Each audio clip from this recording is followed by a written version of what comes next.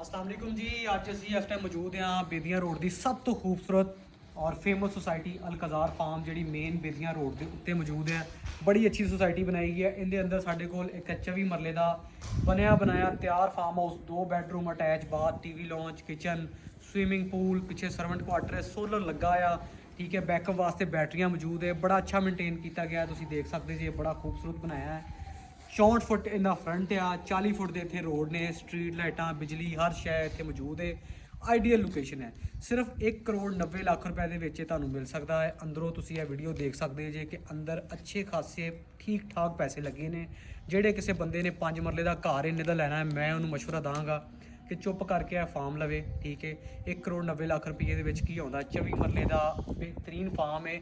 गेटिड society है, security wise हर चीज़ बड़ी अच्छी है।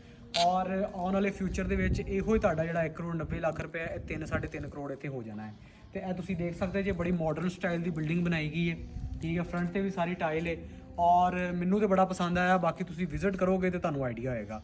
फ़ोन नंबर आ रहा, रब्ता करो।